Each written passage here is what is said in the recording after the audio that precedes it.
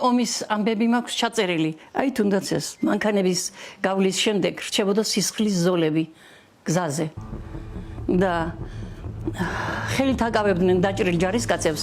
ყველაფერ ამას ვუყურებდით ხალხი, გამშრალები, დასაფრულები. 17 წლის შემდეგ საკუთარი ხელით გაკეთებული ომის ჩანაწერების კითხვა თან ხმამაღლა ემოციების გარეშე უჭირს. ლილი კასრაძემ ომში ყველაფერი დაკარგა. მამა პაპისეული სახლი სოფელ ერგნეთში. მთელი ცხოვრება ნაგროვები ქონება. ეგონა რომ ვაჟიც, რომელიც 6 აგვისტოს ღამეს ომში გაუშვა. 30 წლის კაცი გორის ბატალიონში მსახურობდა და 7-8 აგვისტოს ზემო ნიქოზს სამაგრებდა. ჩემი შვილი ტანკი გადმოდიოდა ნიქოზის ხიდზე. ამ დროს ააფეთქეს ჩემი შვილის ტანკი. ჩაყირავდა ნიქოზის არხში. და ცეცხლმოკიდებული ტანკი და ამ დროს გაისროლა ჭურმა. აისროლა მაღლა და ისევ დაეცა. ძლივას გამომიყვანეს ჩემი შვილი ტანკს ცეცხლმოკიდებული ტანკიდან. საომარი მოქმედებების დასრულებიდან რამდენიმე დღეში მშობლიურ სოფელში დაბრუნდა და სახლის მშენებლობა საკუთარი ხელით ფერფლიდან დაიწყო. გააზარცვეს, არაფერი სახლში აღარ დაგხვდა. სულ ყველაფერი ხელახლა შევიძინეთ. ნუ რა თქმა უნდა ძნელია ამ ყველაფრის გადახარშვა ძალიან სულ მუდმივად მიხდება ეს ცრემლების ზღვრა, მაგრამ ნუ რა ვქნა ვერ ვიკავებ თავს. ცხოვრება 56 წლის ასაკში თავიდან დაიწყო ლია ჩლაჩიძემაც. მისი სახლი ერგნეთში მდებარე საგუშაგოდან პირველივეა. როდესაც რამოდენიმე ადამიანი მოკლეს, დანარჩენებს იმის საშუალებასაც არ აძლევდნენ, რომ მიწისთვის მიებარებინათ ეს მოხუცები და ღამღამობით იპარავდნენ და საკუთარ ეზოებში მარხავდნენ, რომ პატრონებისთვის დაეტოვებინათ. საკუთარი თვალით უყურებდი, საკუთარი ყურებით მესმოდა ყველაფერი და როგორ შეიძლება ითქვა, რომ საქართველოს დაიწყო ომი. არ შეიძლება თქვა, იმიტომ რომ აი მძინარე ქალაქი დაბომბეს, ტყუილია ეს ყველაფერი. ცხოვრება საოკუპაციო ხაზთან, როგორც თვითონ ამბობს, რთულია. ნაომარ სოფელში უფრო მეტად კი მავთულ ხლართების გასწვრივ და მიმდებარედ არ აქვთ საზოგადოებრივი ტრანსპორტი, სასურსათო მაღაზია და აფთიაქიც კი.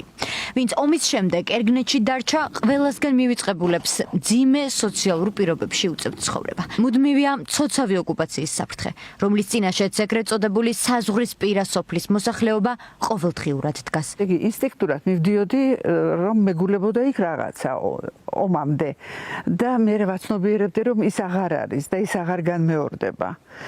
ტვინი არ იღებდა იმას, რომ შენ ამდენი წლის განმავლობაში ქმნი რაღაცას ქმნი და ერთშვენიერ დღეს ის აღარ არის. ერთადერთი, რაც ლია ჩლაჩიძეს აძლებინებს, საკუთარი ხელით შექმნილი საოკუპაციო მუზეუმია. მე მეოთხე შვილი გავაჩინია მუზეუმის სახით. ჩადიხარ მუზეუმში, რომელიც სარდაფში მდებარეობს 80 კვადრატული მეტრი და იმ წუთში გრძნობ ომის სუნს, დახეთქილი კედლები, აგურები, დამსკდარი სულ ყველაფერი და დამძნარი მინის ჭურჭელი, ხილები, ბოთლები, სადაც ჩვეულებრივი სარდაფი იყო, სადაც ოჯახი ყველაფერს ვინახავდით, ზამთრის მარაგს ვინახავდით, რომელიც საერთოდ განადგურდა. 2008 წელს რუსების მიერ მიწასთან გასწორებული ქართული სოფლების ნაომარი მოსახლეობისთვის ომის თითქმის ყველა მოგონება სწორედ სარდაფებში ცოცხლდება.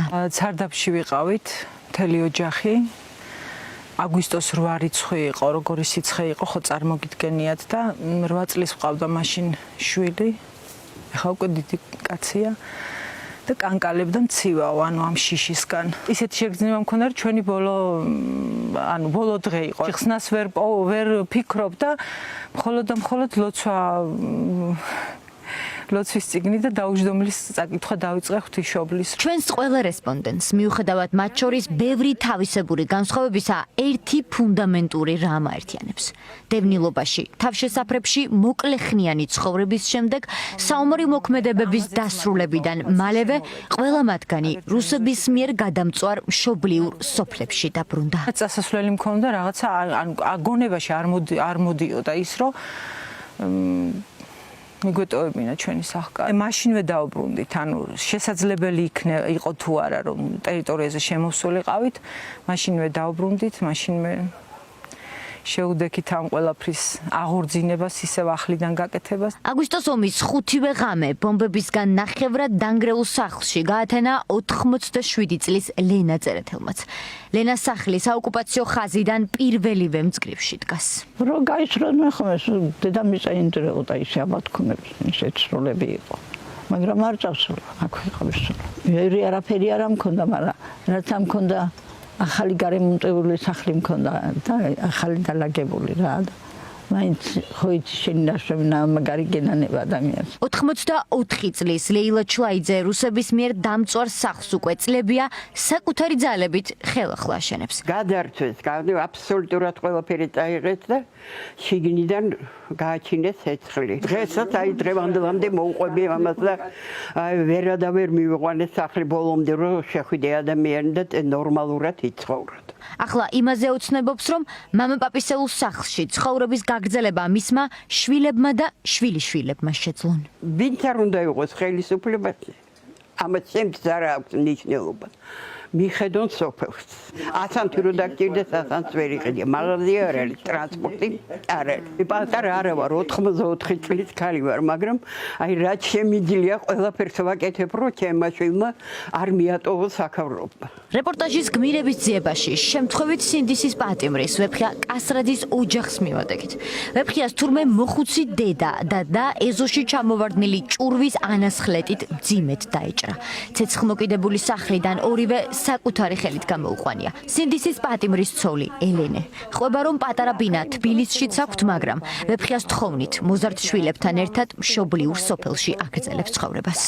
საოკუპაციო ხაზს ვამაგრებთ, სულ იცის თქვა რომ ჩვენ და გავამაგრებთ. ყველა თუ წავა ვინ დარჩება მაშინ ეს აი მავთულ ხლართებთან სიმინს წესავთ რაღაცა იქ მუშაობთ, იქ მოსავლის აღების დროს სუფრებიც იშლება და მოკლედ სიმღერით და ლექსით ეფერება სამშობლოს ვეფხია აი გაიგონონო ჩვენი ხმაო. ნაუმარი ოჯახების ისტორიები, რომლებსაც ფორმულა მოგიყვათ 2008 წელს რუსული აგრესიის შედეგად დატრიალებული ადამიანური ტრაგედიების მხოლოდ მცირე ნაწილია. აგვისტოს ომი ჩვენს კოლექტიურ მეხსიერებაში უმძიმეს ადამიანურ, პოლიტიკურ და სოციალურ დანაკარგებსა და მოუშუშებელ ჭრილობებს უკავშირდება.